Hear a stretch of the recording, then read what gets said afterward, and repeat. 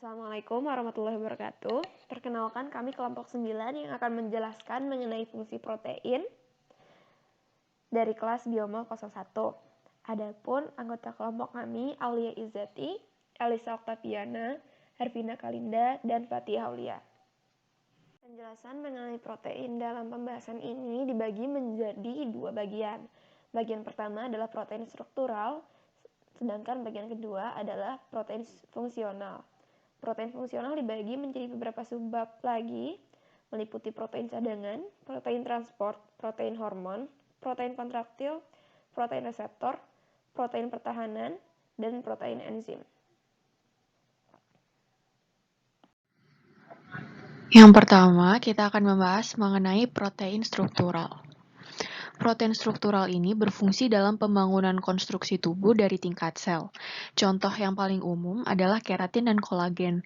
Kalau keratin merupakan protein pembentuk rambut, kuku, dan gigi, sedangkan kolagen merupakan protein yang umumnya berada pada jaringan kulit, tendon, otot, dan tulang. Lalu, pada protein struktural ini, ada 7 protein yang akan kita bahas. Yang pertama, ada keratin. Yang kedua, ada kolagen. Yang ketiga, ada elastin. Keempat, tubulin. Kelima, sklerotin. Keenam, fibroin. Dan yang terakhir adalah serisin.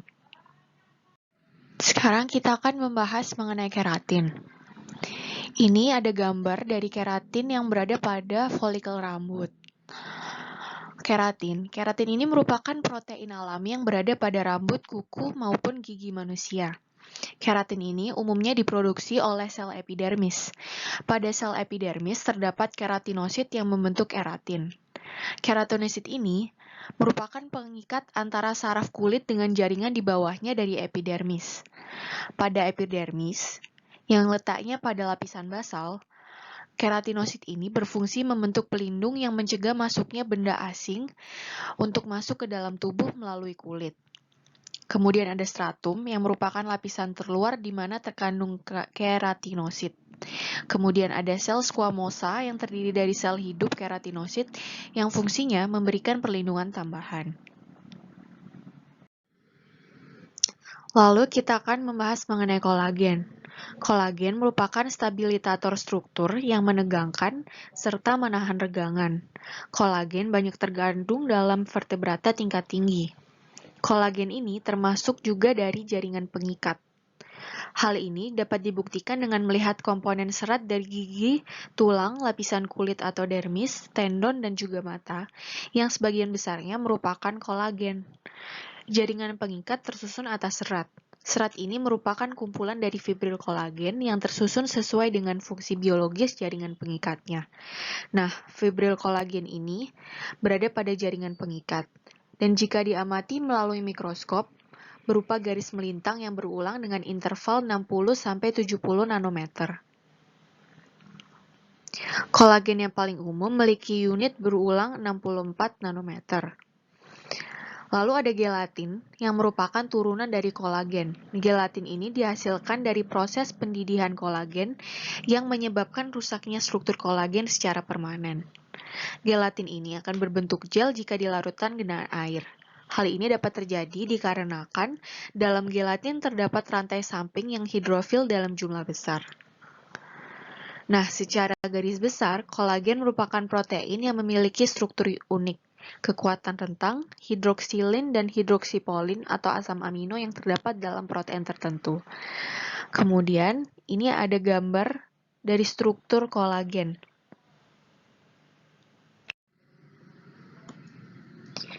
Kemudian kita akan membahas mengenai elastin.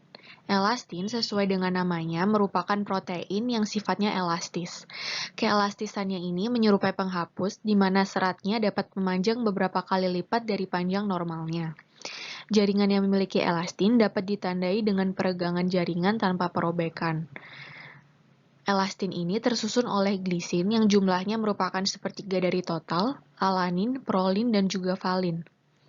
Nah, tidak seperti kolagen, elastin tidak membentuk triple helix. Dan contoh jaringan yang mengandung elastin adalah pita suara, ligamen dari tulang punggung, serta pembuluh darah besar. Kemudian ini ada gambar mekanisme dari peregangan elastin. Nah, ini merupakan elastin fiber yang jika dia meregang panjangnya akan memanjang beberapa kali lipat dari panjang normalnya. Kemudian jika dia berelaksasi akan kembali seperti semula panjangnya. Kemudian tubulin. Ini merupakan ilustrasi reaksi polimerasi dan depolimerasi dari tubulin. Sebelumnya, kita harus mengetahui apa itu mikrotubulus yang terdapat pada sebagian besar sel hewan dan tumbuhan. Mikrotubulus umumnya berbentuk silinder berongga dengan panjang bervariasi, dari beberapa nano sampai mikrometer. Sifatnya kaku, menyebabkan mikrotubulus penting dalam menjaga bentuk sel. Mikrotubulus terdiri dari tubulin, yang merupakan molekul bulat protein globular. Terdapat dua macam tubulin yang dibedakan berdasarkan susunan asam aminonya, yaitu alfa-tubulin dan beta-tubulin. Dua molekul tubulin ini, yaitu alfa dan beta-tubulin, kemudian membentuk dimer, dinding silinder dalam bentuk heliks yang kemudian membentuk mikrotubulus, di mana tiap molekul tubulin memiliki berat molekul sebesar 110.000 Dalton, dan unit dari tubulin akan terangkai membentuk heliks atau bagian dari dinding mikrotubulus dan tersusun berselang-seling sepanjang benang. Lalu ada sklerotin. Sklerotin merupakan komponen kutikula dari berbagai jenis arthropoda. Protein ini sering dijumpai pada bagian integumen serangga dan arachnid. Sebagai contohnya adalah sklerit pada kalajengking dan kumbang serta bagian tempat menggigit. Pada proses pendewasaan, sklerotin akan berubah warna menjadi kuning sampai coklat dan juga mengeras. Dan proses pembentukan sklerotin ini disebut dengan skletorisasi dengan saling menyilangnya molekul-molekul protein. Ini adalah gambar dari kalajengking yang pada cangkangnya memiliki sklerotin. Selanjutnya fibroin. Ini merupakan ilustrasi dari struktur fibroin. Fibroin terkenal dapat mengategorikan dirinya menjadi 3 struktur, yaitu sutra 1, sutra 2, dan sutra 3. Di mana sutra 1 merupakan bentuk alami dari fibroin, sutra 2 mengacu pada pengaturan molekul fibroin dalam sutra pintal, dan sutra 3 merupakan struktur baru dari fibroin, di mana sutra 3 ini pada dasarnya dibentuk dari larutan fibroin pada interface. Fibroin merupakan protein yang tidak dapat larut. Fibroin banyak terkandung dalam serat sutra yang diproduksi oleh larva Bombyx mori, Antherea, Cricula, Samia, dan Gonometa, dan banyak serangga lainnya. Sutra, dalam keadaan mentah, terdiri oleh dua protein utama, yaitu fibroin dan serisin. Dan cacing sutra yang memproduksi fibroin dengan 3 rantai, yaitu fibroin ringan, fibroin berat, dan glikoprotein P25, di mana fibroin ringan dan fibroin berat terikat oleh ikatan disulfida yang berikatan kovalen dengan glikoprotein P25. Struktur primer dari fibroin merupakan asam amino dengan urutan sebagai berikut. Dan yang terakhir ada serisin. Ini merupakan ilustrasi dari molekul sutra yang terdiri dari serisin dan fibroin. Serisin merupakan protein yang dibentuk oleh Bombyx mori atau yang biasa kita kenal sebagai ulat sutra.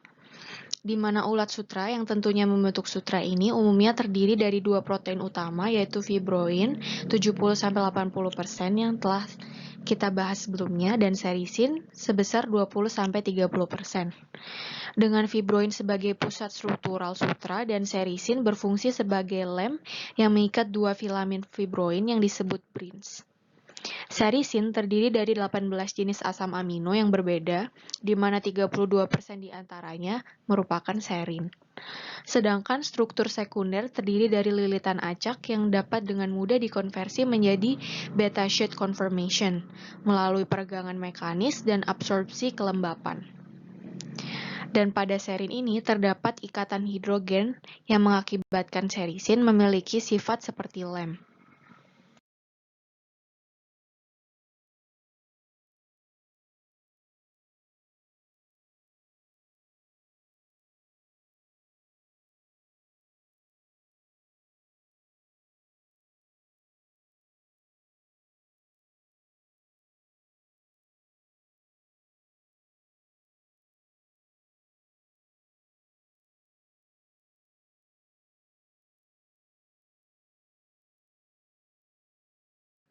Nah, sekarang kita telah sampai pada bagian protein transport. Protein transport berfungsi dalam transportasi molekul yang berada dalam tubuh untuk keluar maupun masuk sel. Contoh dari protein transport adalah hemoglobin dan hemosianin, di mana hemoglobin merupakan protein pembentuk sel darah merah yang fungsinya mengikat oksigen dan mengantarkannya dari paru-paru menuju seluruh tubuh. Sedangkan hemosianin merupakan protein biru yang membawa oksigen mengandung tembaga yang hadir dalam darah serangga tertentu, krustasea, dan invertebrata lainnya. Nah, pada protein transport, ada dua protein yang akan kita bahas. Yang pertama ada hemoglobin, dan yang kedua adalah hemosianin. Yang pertama adalah hemoglobin. Ini adalah gambar dari hemoglobin. Hemoglobin ini merupakan protein pembentuk sel darah merah yang berfungsi mengikat oksigen untuk digunakan oleh sel tubuh. Sejumlah 30% dari sel darah merah ini merupakan hemoglobin. Dalam pembuluh kapiler, sejumlah oksigen yang dilepaskan, 97% diantaranya diangkut melalui hemoglobin dan sisa 3% lainnya terlarut dalam plasma darah. Ini membuktikan seberapa besar fungsi dari hemoglobin sebagai protein transport. Lalu dalam paru-paru, di mana tingkat oksigen tinggi, hemoglobin berikatan bebas dengan O2. Kemudian hemoglobin melepas O2 ke pembuluh kapiler, di mana tingkat O2 rendah. Dan yang kedua adalah hemosianin. Ini merupakan gambar dari struktur hemosianin. Hemosianin ini merupakan protein yang berfungsi mengikat oksigen. Hemosianin ini berwarna biru dan juga mengandung tembaga. Strukturnya sangat besar dan terdiri dari banyak subunit, di mana tiap subunit ini mengandung sepasang tembaga atau Cu molekulnya yang dapat mengikat satu molekul oksigen atau O2. Hemosianin ini digunakan pada kelompok Crustaceae, udang-udangan dan kepiting, contohnya moluska seperti cumi-cumi dan arthropoda, kalajengking, tarantula, dan kelabang. Hemosianin ini juga didapati pada protein penyimpanan larva pada serangga.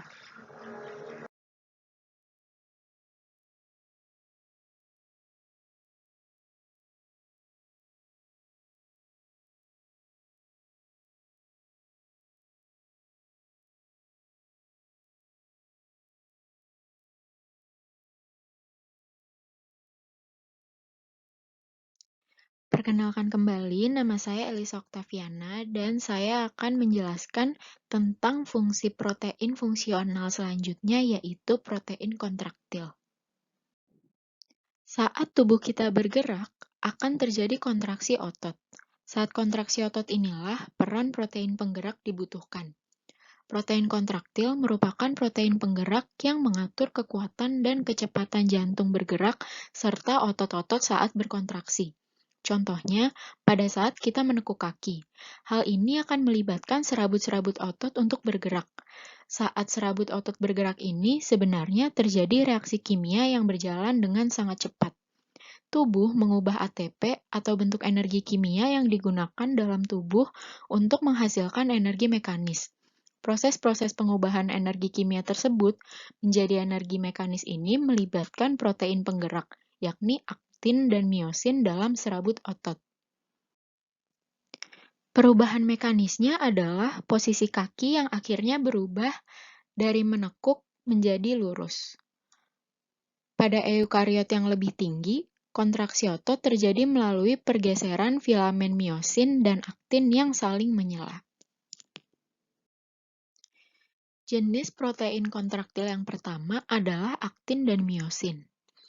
Aktin mengacu pada protein yang membentuk filamen kontraktil tipis dalam sel otot.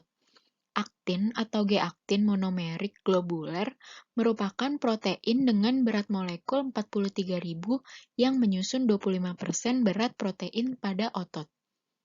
Fungsi utama filamen aktin adalah untuk membentuk sitoskeleton dinamis sel.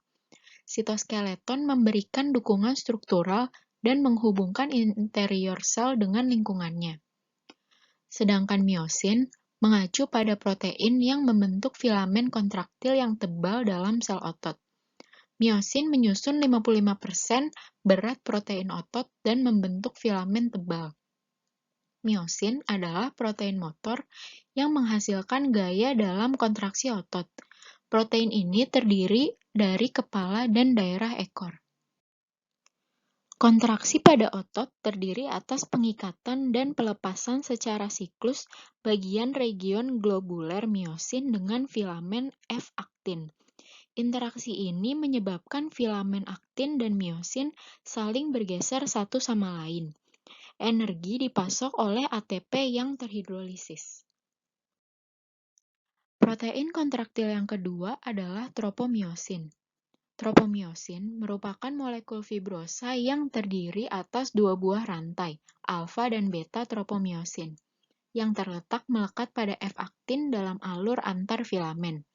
Tropomiosin terdapat dalam semua struktur muskuler dan struktur mirip otot. Fungsi tropomiosin adalah menutup tempat perlekatan miosin pada molekul kitin pada saat otot istirahat dan menghambat pengikatan jembatan silang miosin suatu tempat di aktin. Di akhir dari molekul tropomiosin ini ditemukan multi subunit protein troponin. 3 komponen dari kompleks ini memiliki kemampuan untuk merespon naik turunnya konsentrasi Ca2+ dengan mengatur sedikitnya tropomiosin yang mengikuti monomer F-aktin untuk memengaruhi persilangan penyeberangan miosin dan menginisiasi proses sliding. Dan protein kontraktil yang ketiga adalah troponin. Troponin merupakan serat protein tipis berbentuk filamen dari serat otot. Troponin memegang peranan dalam kontraksi otot bersama dengan aktin dan tropomiosin. Terdapat 3 tipe troponin, yaitu I, T, dan C, yang terdapat pada segala jenis otot dan terlibat dalam kontraksi otot. Sedangkan untuk otot jantung terdapat troponin I dan T, di mana keduanya ini dapat dijadikan sebagai penanda apabila terjadinya kerusakan otot jantung. Troponin C atau kalsium merupakan tempat penambatan kalsium, sedangkan troponin I atau inhibitor merupakan inhibitor atau penghalang terjadinya kontraksi, berada dekat dengan tropomiosin ketika relaksasi otot. Dan troponin T atau tropomiosin merupakan troponin yang berhubungan dengan tropomiosin ketika terjadi kontraksi otot. Fungsi protein fungsional selanjutnya adalah protein reseptor. Reseptor adalah molekul protein yang menerima sinyal kimia dari luar sel yang mengarahkan kegiatan sel seperti membelah atau mengizinkan molekul tertentu untuk masuk atau keluar sel. Struktur dari reseptor ini sangat bermacam-macam dan umumnya dapat diklasifikasikan ke dalam beberapa kategori, yaitu yang pertama, membran protein periferal, dan yang kedua, transmembran protein. Sebuah reseptor yang terkait dengan enzim juga dikenal sebagai reseptor katalitik, adalah reseptor transmembran di mana pengikatan ligan ekstraseluler memicu aktivitas enzimatik di sisi intraseluler. Ligan itu sendiri merupakan molekul pemicu sinyal yang terikat ke sebuah daerah ikatan pada protein target, yang dapat berupa suatu peptida atau molekul kecil lain seperti neurotransmitter, hormon, obat, atau toksin. Reseptor dapat teraktivasi dengan mengikat ligan melalui hukum aksi massa yang bisa dianalogikan seperti sistem kunci dan gembok. Reseptor dapat terikat pada membran sel, sitoplasma, atau nukleus, yang masing-masing hanya dapat dilekati oleh jenis molekul sinyal tertentu yang disebut ligan. Protein reseptor yang pertama adalah protein membran periferal. Reseptor ini relatif jarang dibandingkan dengan jenis yang lebih umum dari reseptor yang melintasi membran sel. Contoh reseptor dari protein membran periferal adalah reseptor elastin. Protein reseptor yang kedua adalah protein transmembran.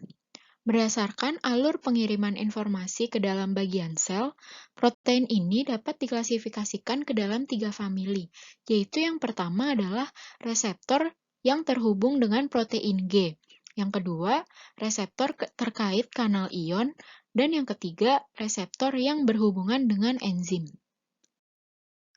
Kita bahas protein transmembran yang pertama, yaitu reseptor yang terhubung dengan protein G. GPCR atau G-protein coupled receptor atau disebut juga dengan reseptor tergandeng protein G merupakan suatu rantai polipeptida tunggal yang melewati membran sebanyak 7 kali. Protein G sendiri adalah suatu protein yang terdiri dari 3 rantai polipeptida yang berbeda, yang disebut subunit alfa, beta, dan gamma. Rantai beta dan gamma dapat membentuk kompleks beta-gamma yang kuat, yang membuat protein G tadi tertambat pada permukaan sitoplasmik membran plasma.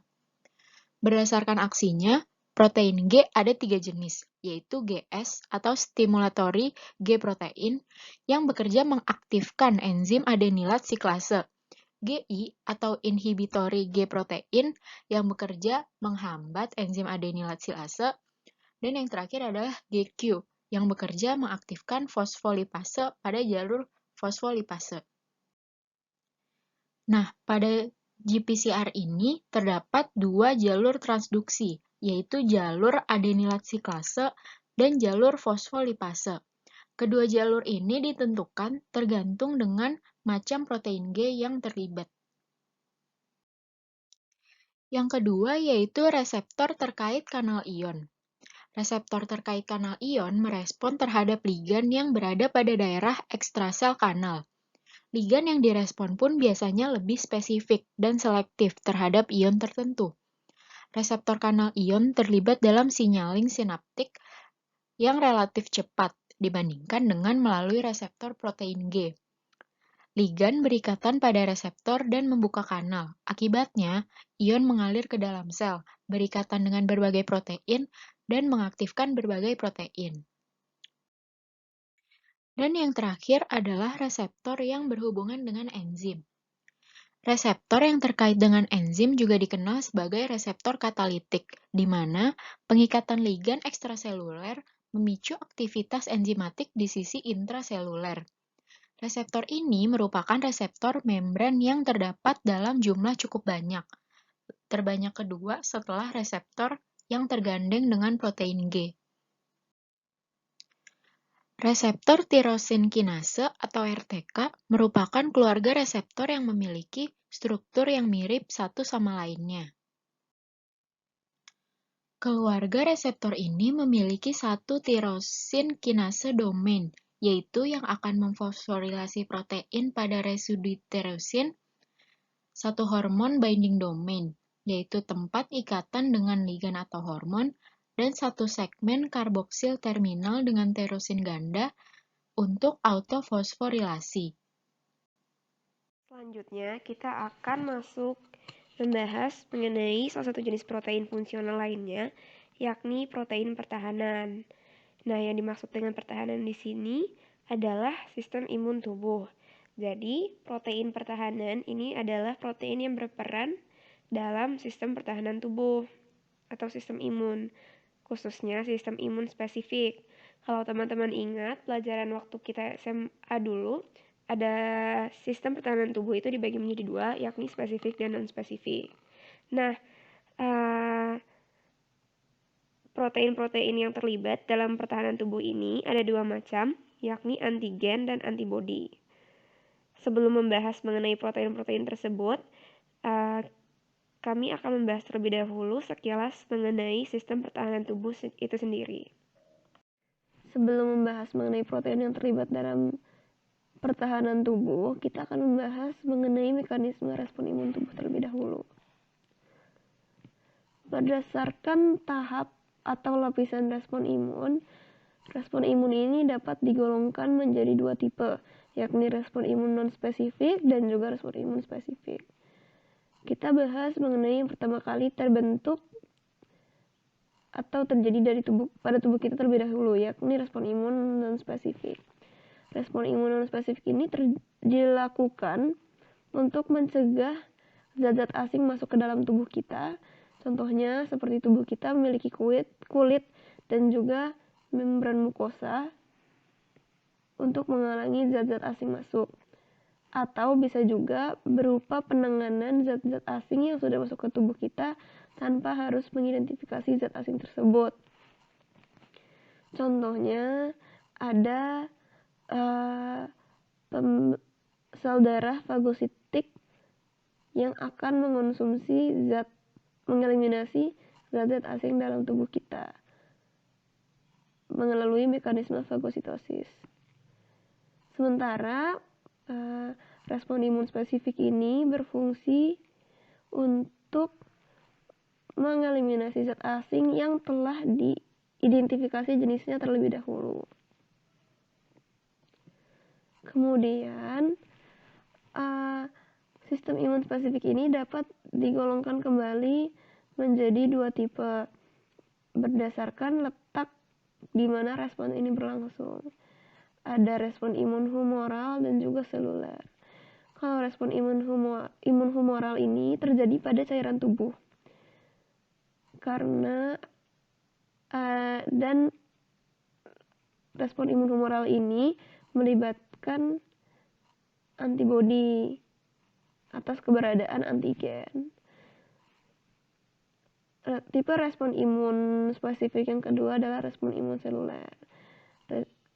Respon imun seluler ini merupakan respon imun yang dimediasi oleh sel-sel imun dalam tubuh kita. Protein pertama yang terlibat dalam respons imun tubuh kita adalah antigen. Antigen ini merupakan protein terkonjugasi yang ditemukan pada permukaan patogen. Nah, yang dimaksud dengan patogen di sini adalah bisa berupa virus atau bakteri yang asing bagi tubuh kita. Nah, karena sel bakteri atau virus ini memiliki permukaan yang mengandung protein terkonjugasi atau protein permukaan yang bisa mengandung lipid atau karbohidrat tertentu, antigen ini akan memancing atau menstimulasi respons imun tubuh kita. Lalu, setiap antigen ini memiliki permukaan unik yang menandakan identitas patogen tersebut. Nah, permukaan uniknya ini dinamai epitop. Jadi, keberadaan antigen dalam tubuh kita ini mampu menstimulasi respons imun. Kemudian, keberadaan epitop pada antigen ini akan digunakan oleh antibodi yang akan saya jelaskan selanjutnya untuk mengeliminasi keberadaan antigen dalam tubuh kita. Protein kedua yang berperan dalam respons pertahanan tubuh adalah antibodi atau imunoglobulin. Imunoglobulin ini merupakan protein berbentuk seperti huruf Y, seperti yang bisa teman-teman lihat di gambar samping, yang dihasilkan oleh sel limfosit B sebagai respons dari keberadaan antigen. Nah, antigen ini dia memiliki sisi spesifik tertentu yang bisa berpasangan dengan antigen yang memicu terbentuknya antibodi. Sisi spesifik tersebut disebut paratop dan letaknya itu sekitar di daerah sini.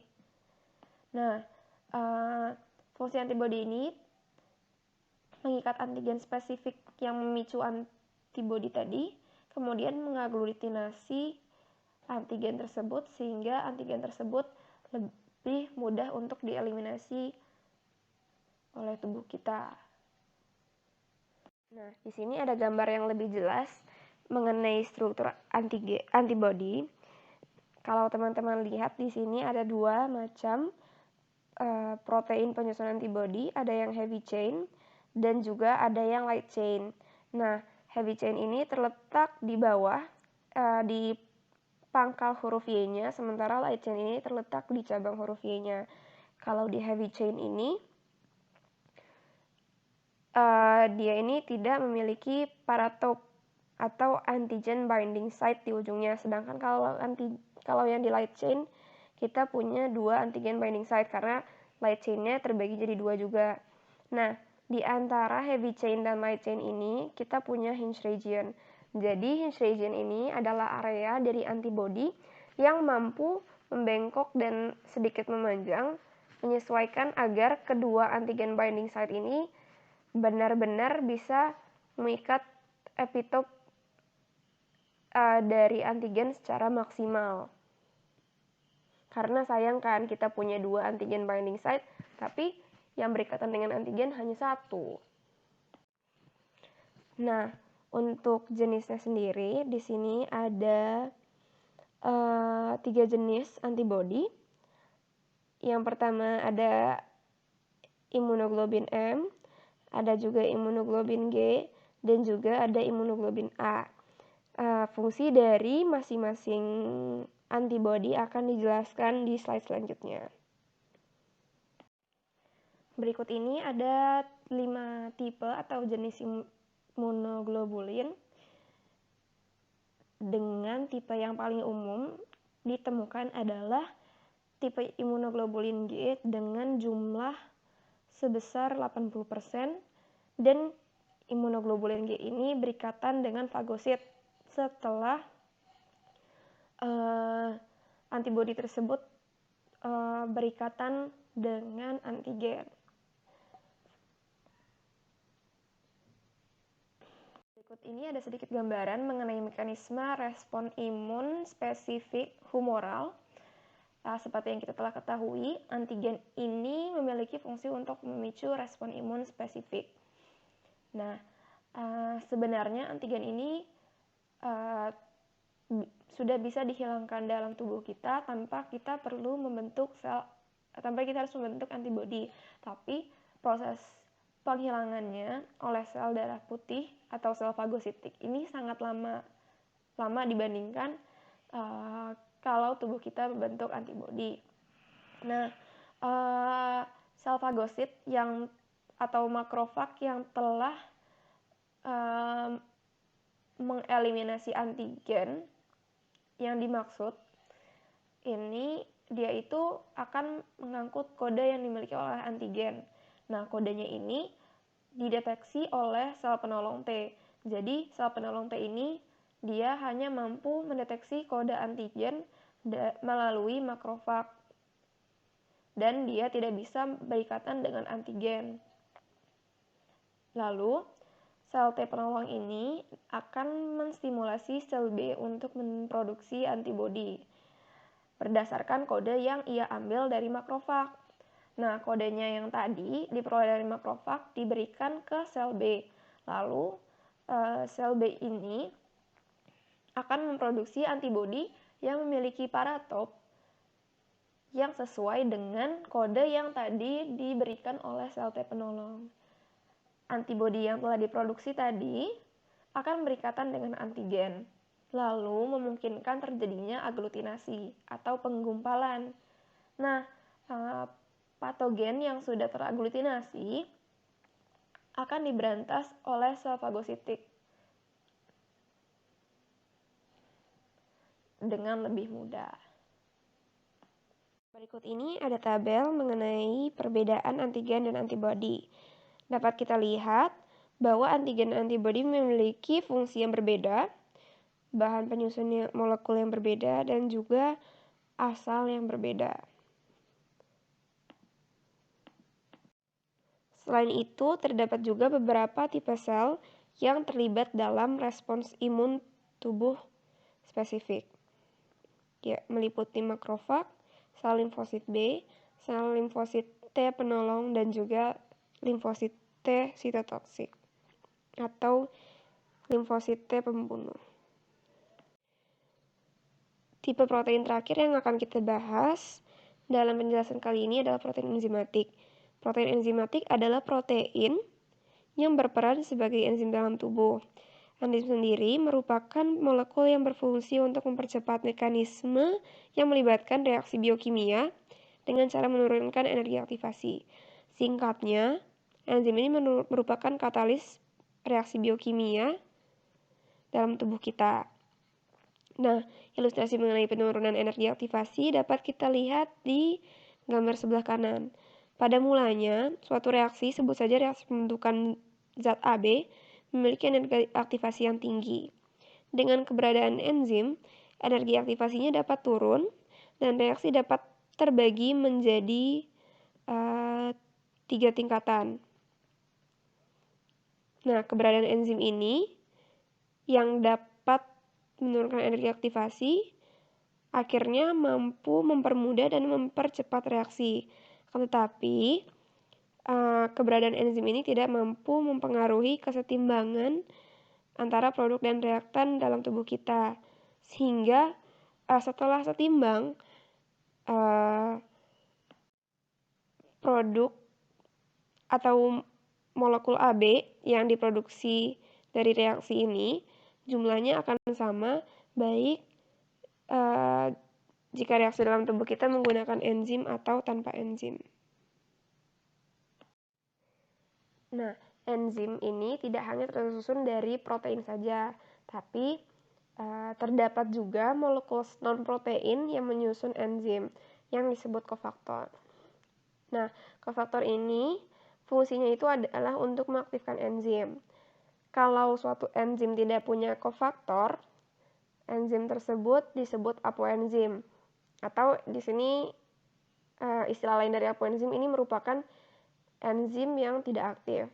Sementara enzim yang memiliki kofaktor atau sudah berikatan dengan kofaktor disebut holoenzim.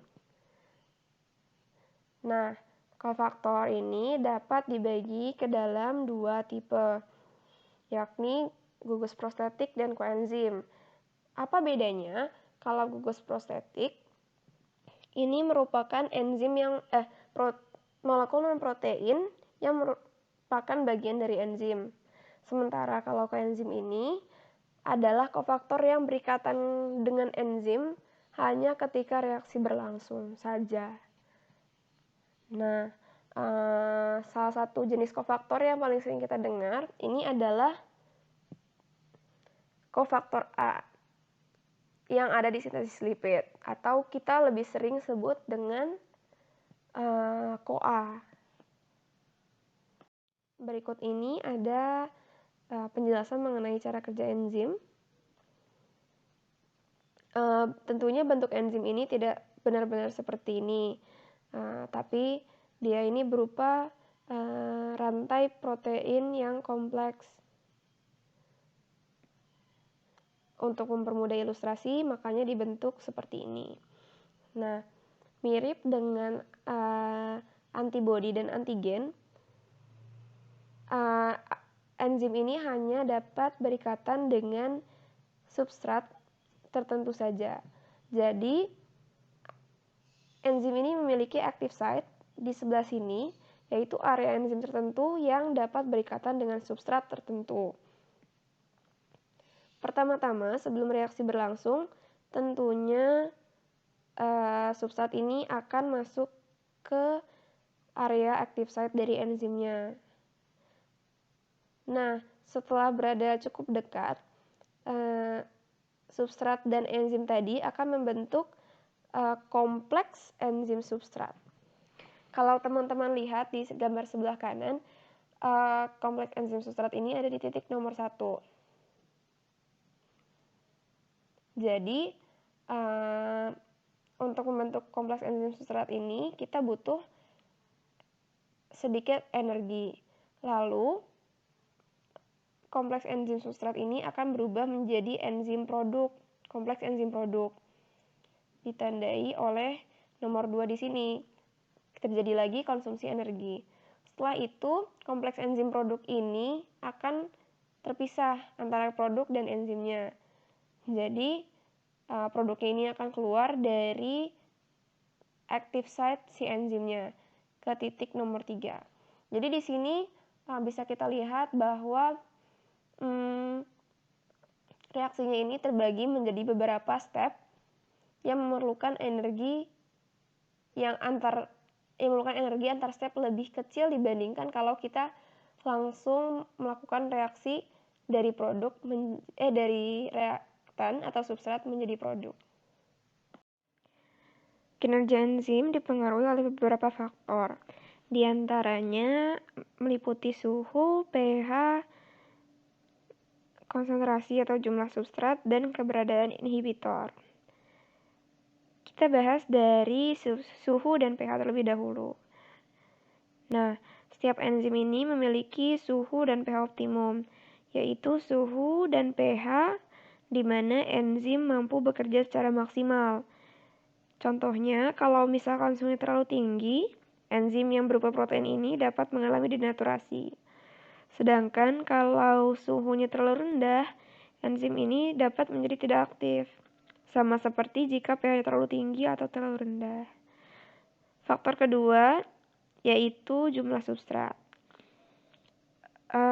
Semakin banyak substrat, maka enzim ini akan bekerja semakin sering, semakin terus-menerus, sehingga produk yang dihasilkan akan menjadi lebih banyak dan kerjanya menjadi lebih sering.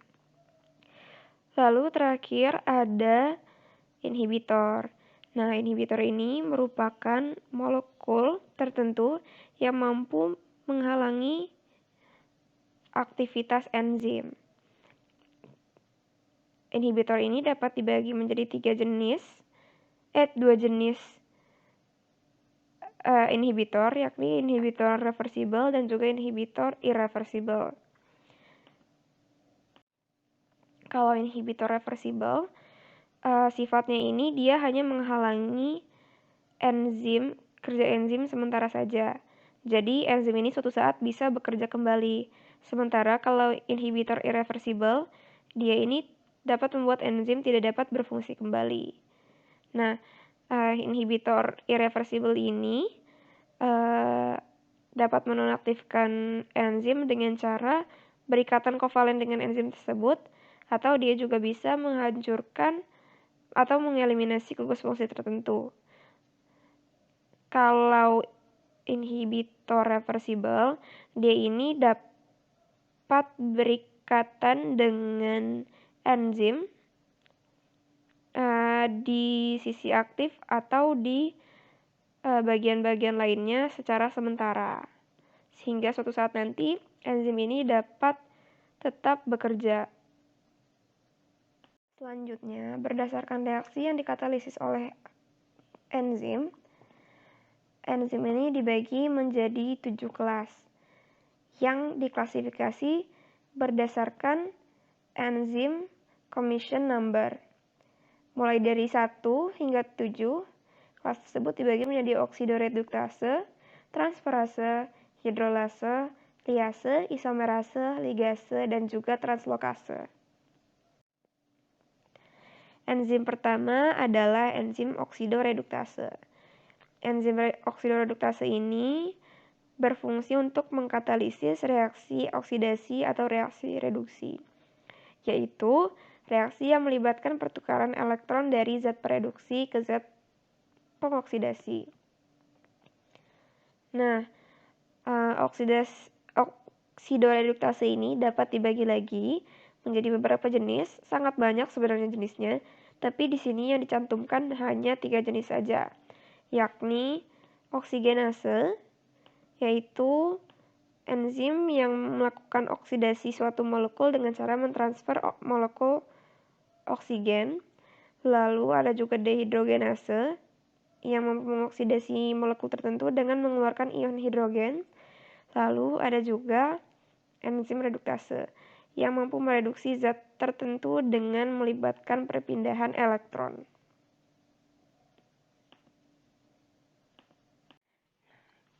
Contoh dari enzim oksidoreduktase, di sini kita punya enzim hidrogenase. Kalau sebelumnya ada dehidrogenase yang fungsinya untuk mengoksidasi senyawa tertentu dengan cara mengambil hidrogen dari senyawa tersebut.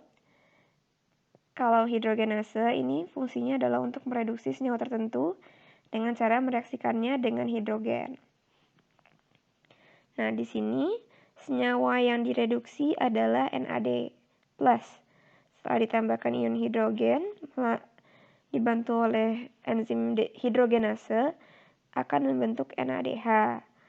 Nah, reaksi ini dapat ditemukan di bakteri litotrofik. Selanjutnya ada protein enzimatik transferase. Nah, enzim transferase ini merupakan enzim yang mengkatalisis reaksi transfer gugus fungsi antar molekul. Jadi, misalkan molekul A tadinya memiliki gugus hidroksil, sedangkan molekul B tidak. glukosidroksel dari molekul A ini akan dipindah ke molekul B. Di sini contohnya ada heksokinase atau ATP D-glucose 6-fosfotransferase. Dari namanya, teman-teman bisa lihat kalau gugus fungsi yang ditransfer adalah gugus fosfat. Lalu reaksi ini melibatkan ATP dan juga D-glukosa. Nah, kalau kita lihat di gambarnya, reaksi ini ada D-glukosa yang berubah menjadi D-glukosa 6-fosfat, yang fosfatnya ini berasal dari ATP. Sehingga setelah reaksi, ATP ini akan berubah menjadi ADP yang mengandung 2 fosfat saja. Tipe enzim yang ketiga ada hidrolase. Hidrolase ini merupakan enzim yang mampu mengkatalisis reaksi hidrolisis, yakni reaksi pemutusan ikatan kimia atau reaksi lisis akibat adanya reaksi molekul dengan air. Enzim hidrolase ini dapat dibagi menjadi eksohidrolase dan endohidrolase. Kalau eksohidrolase ini pemutusannya terjadi di ujung molekul, sementara kalau endohidrolase terjadinya di tengah-tengah molekul. Contoh dari enzim hidrolase ini ada glukose 6-fosfatase. Jadi, kebalikan dengan reaksi sebelumnya yang dilakukan oleh heksokinase dalam sintesis karbohidrat, glukose 6-fosfatase ini bekerja mengubah G6P atau glukose 6-fosfat menjadi glukosa pada metabolisme glikogen. Enzim keempat adalah enzim liase yang berperan dalam reaksi lisis yang tidak melibatkan hidrolisis maupun oksidasi. Jadi, pemecahan atau pemutusan rantai pada molekulnya tidak melibatkan hidrolisis maupun oksidasi. Contohnya ada fosfatidilserin dekarboksilase. Jadi, enzim PS dekarboksilase ini mengubah fosfatidilserin menjadi fosfatidilethanolamin. Kalau teman-teman lihat di atas sini, kita punya fosfatidat di sebelah kiri, lalu kita punya serin di sebelah kanan. Nah, PS dekarboksilase ini akan menghilangkan COO yang terdapat dalam fosfatidilserin, sehingga akan dibentuk fosfatidilethanolamina setelah reaksinya. Nah, reaksi ini tidak melibatkan hidrolisis ataupun oksidasi. Lalu, tipe enzim lainnya ada isomerase. Jadi, isomer ini berperan dalam pembentukan isomer atau penyusunan ulang susunan molekul. Di sini contohnya ada fosfohexose isomerase. Jadi, enzim fosfohexose isomerase ini mengubah heksosa yang mengandung fosfat menjadi isomernya. Contohnya di sini ada glukosa 6-fosfat menjadi fruktosa 6-fosfat. Antara G6P dan juga F6P jenis atom yang terlibat sama, hanya saja susunannya yang berubah. Jenis enzim selanjutnya ada enzim ligase yang berperan dalam reaksi ligasi atau penggabungan beberapa substrat menjadi satu molekul baru akibat terjadinya pembentukan ikatan CO, CS, CN, dan juga CC. Nah, salah satu contoh dari enzim ligase ini adalah beta ketoasil ACP sintase yang berperan dalam sintesis asam lemak. Nah, enzim-enzim ligase ini pada umumnya membutuhkan energi yang besar. Oleh karena itu, biasanya reaksi yang dilakukan oleh ligase ini didampingi oleh konsumsi ATP. Tipe enzim yang terakhir adalah enzim translokase.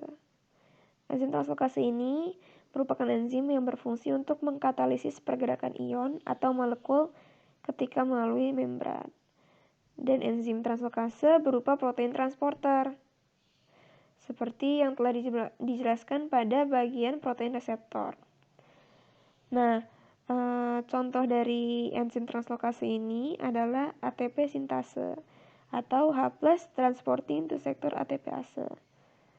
Di sini ion yang ditransfer adalah ion H+ dari luar sel ke dalam sel kalau di diagram ini. Nah, selain mentranspor ion atau molekul antar membran, umumnya enzim translokase ini juga mengkatalisis reaksi lain. Kalau di sini ada reaksi pembentukan ATP di bawahnya, makanya enzim ini dikatakan ATP sintase. Dari ADP dan fosfat menjadi ATP dan H2O. H2O ini dari mana? Jadi beberapa H+ yang masuk akan berikatan dengan oksigen yang berada di dalam sel untuk membentuk H2O. Nah, kan enzim ATP sintase ini membentuk ATP juga ya. Bukannya sebelumnya dibilang kalau pembentukan suatu molekul baru, enzim tersebut akan diklasifikasikan menjadi enzim ligase. Iya, betul. Tapi karena di sini gugus fosfat, gugus yang digunakan untuk membentuk ATP dari ADP tidak tergolong sebagai gugus fungsi yang besar, dan enzim ATP sintase ini memiliki fungsi lain sebagai pentransport H+, maka enzim ATP sintase ini lebih cenderung digolongkan sebagai enzim translokase. Tipe enzim translokase ini juga dapat dibilang baru karena sebelumnya enzim-enzim yang berada dalam kategori enzim translokase ini umumnya dikategorikan sebagai kategori enzim yang lain. Berikut ini ada rangkuman mengenai tipe enzim, reaksi yang dilakukan oleh enzim tersebut, serta beberapa contoh dari tipe enzim yang dimaksud. Cukup sekian tayangan mengenai fungsi dari protein yang disampaikan oleh kelompok 9. Terima kasih atas perhatiannya. Untuk kritik dan saran dapat dimasukkan ke kolom komentar.